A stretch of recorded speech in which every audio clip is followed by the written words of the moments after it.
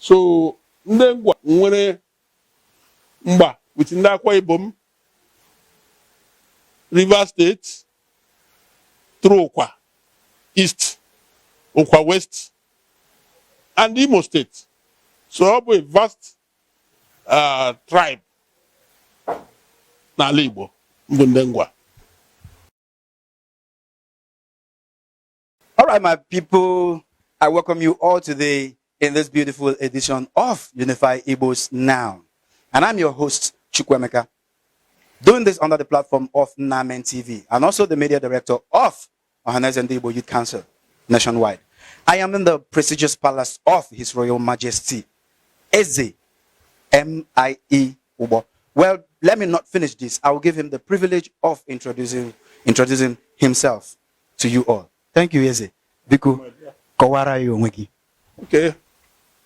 My name still remains His Royal Majesty, Eze M.I.E. Ubo, Jezuku Omroha, the second of Aba, also known as Igwe of Aba, in Aba South local government area of Abia State, Nigeria. Wow.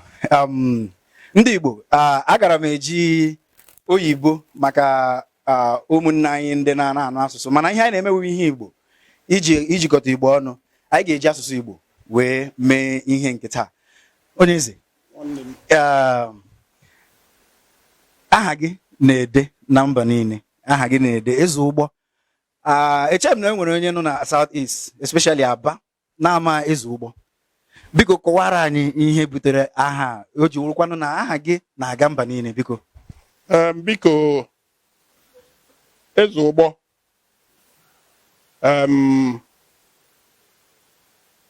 in fact, ọ bụ eze ọdịnala ndị Abukwu. Abukwu, one of the ancient kingdoms enwere na Aba South local government. Ikwu ancient kingdom, ọ bụ for saying sake. Ọ bụ a kingdom created by the military administration so many years ago. And they ascended the throne of our forefathers in the year 2010. Since then, we have been doing what is expected of us. In fact, Anyi or more, after my coronation, you can see that picture over there. In the year 2017, I was elected as chairman of Ohangwa Traditional Rulers Council, comprising of 7 local governments in Ngwa land, which is a foremost Eze's group in Ngwa land. I was elected, and I've been there till date, although my tenure is trying to expire now.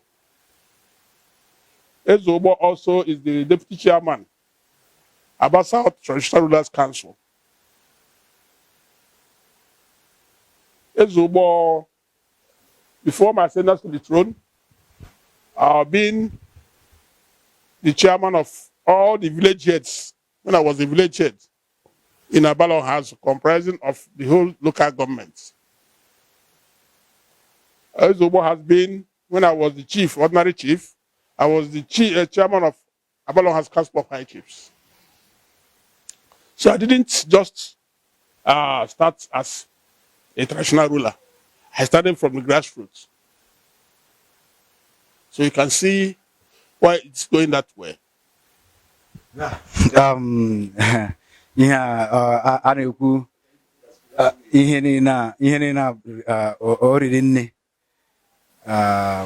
Mana ihe ọzọ m chọrọ ịjụ wụ Aba, Abukwu, Aba na Ọhazụ. Biko kọwara anyị the historical connection nọ na ihe gbasara Aba na Ọhazụ na Abukwu. Okay. Ke weziokwu mbụla Aba na Ọhazụ, Aba na Ọhazụ. Ọ bụ ụmụnne labụ Aba and ụmụnne ndị Ọhazụ. And they are interwoven twins. ọ bụ otu ndị oke mmadụ anyị afọ fathers ndị kpata ala na adịkpọ Aba Township. And there are about 19 ancient villages during the Corona era. But right now, I got there about 13 communities, autonomous communities, with autonomous AZs.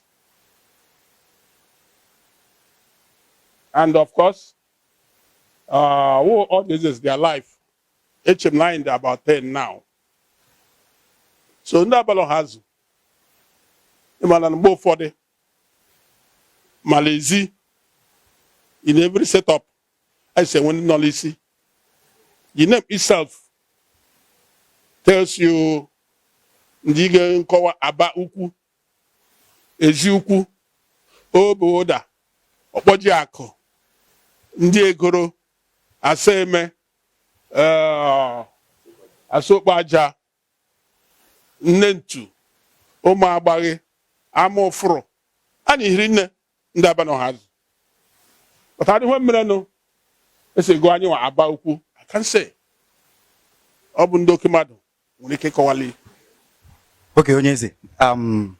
Biko, kedi ihe ọdịnala ndị oyibo na-akpọ culture and tradition ndị Aba ukwu na-eme jikọkwara ha ji wurukwa ndị so na ndị Igbo. Biko kọwara anyị. Thank you.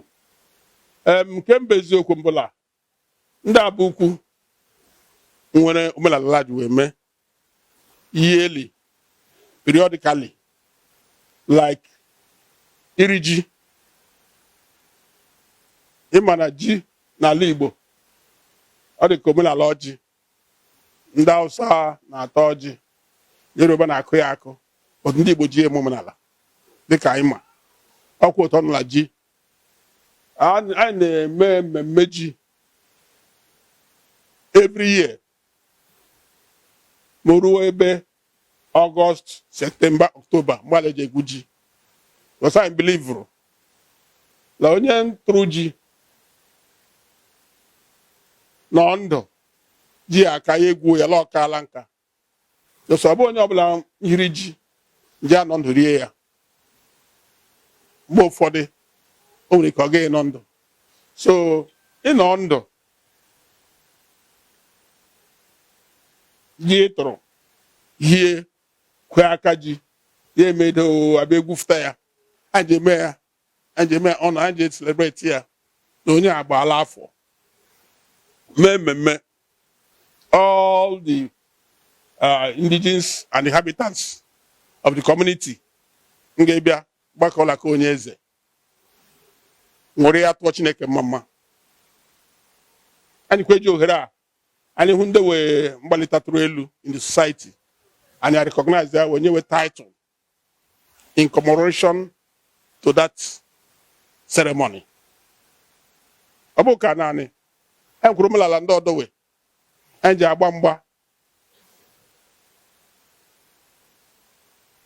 Anokata Mokrobia, age grade by age grade. When the Ambiji may to Brenda Ludo to Dundachi, because Mime Foya, onye ọbụla iche iche, there will be no development. So anyị nwere ọtụtụ mmemme. Anyị nwekwara ka ndị Abalị ha saje eme generally. Anyị anọ na Aba Town Hall eme ya. All the villages, all the communities, all our brothers and sisters who gather. I celebrate here at least once a year. Bakọta onwe anyị ọnụ. Ụmụ nwaanyị nwekwara kewe, ụmụ nwoke nwekwara kewe, ụmụ okorobịa nwere kewe. Ma ekpo ịmara hụ mba ekpo mmanwụ. So when that when mbụ ha na-eje jikọta onwe anyị ọnụ. So mmadụ kwa arịọ ndị Igbo ka anyị nwekwa pengi imenụ adị jikọta onwe anyị ọnụ wee opete pịa otu ọnụ. Onyeze, obi dị m ụtọ na otu isi asaghị ajụjụ ndị a anyị na-enwekwanụ amamihe banye n'ime ya. Ihe ọzọ m chọrọ ịjụ gị wụ maka ndị Ngwa. o were anya na ndị Aba Ukwu na abalị ọha azụ bụ ndị Ngwa. Kedu ebe ndị Ngwa si?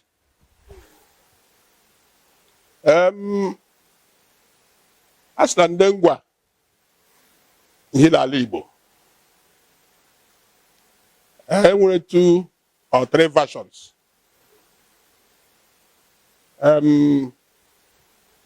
Otu n'ime wee sị na ihe Mbaise da alọta obena. So otu ji masị Chineke ụmụnne anyị ndị ka ọdọ anụrụ obe a da ahụ jiri ọkụ ịmara mgbe a na-ehụ ji anụ mgbe a machis adịghị enwere ike ịchọ ọkụ gaa 2-3 miles nweta ọkụ iji ahụ ji. So mmadụ ahụ ji a ndị ka ọdọ ọ dị ngwa ngwa across mmiri the Imo River gafete obenani ya ndị fertile, and that's ọ bụ okpo enyi mmiri si akpọ Aba Enyimba City ọba enyi. So enyi ya ndị achọ mmiri dị aga obe ọ ga-enwu mmiri. So our forefathers, our grandfathers esoro that okpo enyi dị aga because there was no road, ụzọ adịghị. So ọ bụ okpo enyi ya mere ga-abụ ụzọ Chineke mbara gburu our forefathers. So finally wabedo obenani ya bịa hụzie iyi aza relaxa, what we call today water side. Iyi aza Aba. Okay, onye eze asị ọnwa egbu akụkọ na akọruo egeruo ndị Igbo na-ege anyị ntị. Ihe a kawụkwa His Royal Majesty Eze M.I.E. Ụgbọ Eze Omereọha the second na Aba na Aba Ukwu ama anọ. Ọ na-enye anyị ihe mere mgbe gboo ka unu nwee ike wee mara, maka na ọ bụrụ na onwe onye ga-enye anyị akụkọ a, onye kwana ka anyị ga-ajụ. Biko nụ unu like ihe anyị na-eme masị unu, biko subscribe na YouTube channel anyị, kesasịa n'ozi a na mba niile. Ngwa onye eze nke dịkwa ka ibe ya wụ ndị Ngwa nabatala ọtụtụ ndị, maka na asị onwe ndị na-akwụsị abawo agbara aka ahụ ego. Onye si ebe o si, ma onye Igbo ma onye na-awụ onye Igbo bata n'ime Aba, afọ mbụ afọ atọ ya enwewe ego, ya arụ ụlọ, ya agbawa ala. Kedu ihe mere ndị Ngwa ji wụrụ ndị na-anabata mmadụ taa? Ke mbe eziokwu mbụla forefathers nabatara ndị ọbịa in 18 somethings.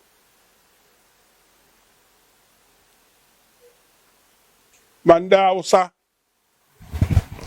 ma ndị Akwa Ibom ma ndị Cross River ma ụmụnne anyị ndị Igbo ma ndị Delta ma ndị ọcha ndị bekee.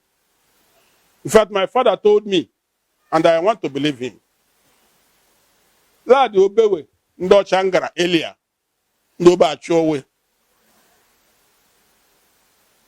ndị obe anapatafu uwe ma jụọ ya why ya sị ladịrị eti stockings maka mosquito. So abịado asị ndị ka ala enwe mkpịsị ụkwụ labụ mmụọ achị owe. Enwere ihe a na-akpọ ebe a na-akpọ Museum of Colonial History na Aba. My father told me ha gara Akwete in 18 something. They bulleted that museum dịka ọwa ụlọ osisi akụrụ one by one mekata ya ụlọ. Asọ bụ nga resident onye ọcha with the first resident of Aba Mbira. Agara we get from Akwete. That's why we got 4 days as ụmụ okorobịa. Omega n'ọnụ mara unu ị ga-ebute ya ahọpụta unu na-aga bute ya 4 good days. So mgbe ndị ọzọ na-achụ ndị ọcha achụ, anyị nwa na-anabata ndị ọcha anabata. Ọbịa mere Aba si bụrụ ha ọ bụ today. So arịrịọ mbụ oge anyị bụ ndị indigene nabatara ndị mmadụ ndị na emechufu anya chụfu, anụkwa m inye anyị sense of belonging. Ndị anabatara ka anabata egwuru obiọma biri wit ndị nabatara we ka Aba bụrụ ha ọ bụ. Adị m ịgwa ka mba eziokwu adị obewe ndị mmadụ ndị chọọ ha nọla Aba, ahịa nọla Aba nọrọ Obekewe, but ọ dịbe possible because at times iji mefu hwe before gị nweta hwe. Those sacrifice makpọ ịchụ aja ndị nna nna anyị wee nchụrụ rịkpụta ndị ọcha. Those sacrifice nna nna anyị wee nchụrụ mgba aja rịkpụta ndị Igbo niile, ndị Nigeria niile. In fact, enwere ebe a na-akpọ GRA now. In those days, when we were small, what happened in European quarters? Ebe ndị ọcha mbira. So ọ bụ aja achụrụ mere Aba si bụrụ ha ọ bụ today. So mmadụ arịọkwa ụmụ okorobịa ụmụnne m ka anyị hafụ ista agwa ọjọọ few of them bụ ndị mbịara abịa afọ ịnabata ndị ọbịa ya nabata ndị ọbịa n'uru ndịla ya dịkwa arịọ ndị ọbịa onye a nabatara ya akọla ndị ngwa ọnụ na anyị ji isi okporokoro ala na anyị amaghị ihe anyị ma hwe and ebe anyị nwere ndị nji ego la Aba anyị nwekwara ego onwe anyị ma enwee nghọta ọ bụ ya. So asụlọ bụ agụ lala mgbe izuzu wee bute hita n'ewu, ọ dịrị onye ihu mma ya dịrị onye azụ mma, ọ dịrị nja mma ya dịrị onye mpa ya mma. Ọ bụ my advice, ọ bụ ndụmọdụ ndị inye ka Aba ngawala ihu karịa oke ọha or Japan of Africa. Ise ọ ga-adị ụta. Okay, ka anyị garuo na ihe gbasara Igbo niile. Ndị Ngwa nwere gbara okike na ndị dị iche iche nwere boundary, ihe ndị oge ọ ya wụ okike nwere okike. Ndị Ngwa nwere, maka na mgbe m na-aga Akwa Ibom, amadị m mgbe eji baa Akwa Ibom, ihe niile na ndị niile anụkọtara n'ezi. M na-ajụzi maka nwere bọọsụ ụgbọala obu anyị kwụsị ebe a, ndị chọrọ ịzụ ihe azụrụ, ndị nke a na-asụ Igbo agbatụzi obere, ndị nke ọzọ na-asụzi ihe ọzọ Akwa Ibom. Ihe a mere m chọọ ịjụ ndị Ngwa o nwere mgbe ha nwere nghọtahie n'ọgụ ha na ndị Anang ihe gbasara oke ala ma ọwụ, biko nwere ihe ịma gbasara ụta? Nke mba eziokwu mbụ mgbe ụfọdụ a na-enwerịrị Judas in every 12, especially and particularly during the farming season. Ọ mgbe hụ ala ji emekarị ụfọdụ ndị anya ukwu ga-like gafe oke ala, ụfọdụ ndị anya ukwu ga-like ga igbo nkwụ gbufurela ala wee nkwụ ma ọbịa bụ the mainstay of our agricultural development southeast and eastern Nigeria. N'agbanyeghị na ndị ka anyị Igbo lefuru ya anya. So n'ime ya anyị nwere ndị Ngwa nwere common boundary within Danang, what we call today as Akwa Ibom State. In fact, Igawa Obingwa, the shipment of Obingwa, without that, okay, Alangwa. Nde Adepondisiko community was why I'm the Manayambo, Bembo chairman of Hangwa Traditional Rulers Council. I ended up meetings from community to community. I'm the privilege to know it. So about the Misiko, Obekezu Chobani, the owner and proprietor of Magic FM. Mbebe Edeku. Again, okay. I and the Akwa Ibom. And they live in peace. I was for some of them there. Mboko, Okengwa, Okendengwa, Abondemboko. But no one look Okendengwa that side. So they can't do more for the Ndojo Ndanyuku, Mbewacho Wepafrala. I'm a quality Okemboki. So they me. But Omekwa, they did Manola Loba, because Hazia, we will well do. So I didn't go.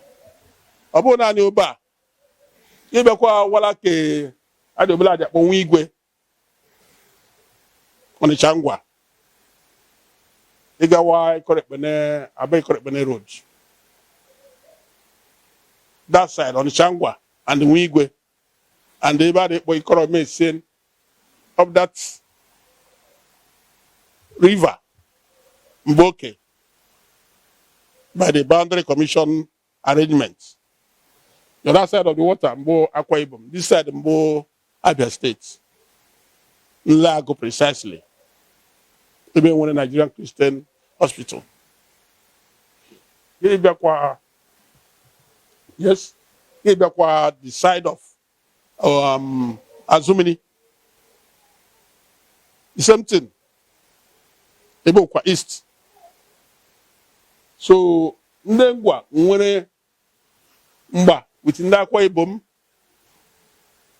River State, through Okwa East, Okwa West, and Imo State. So, a vast tribe na Igbo, Ndi Ngwa.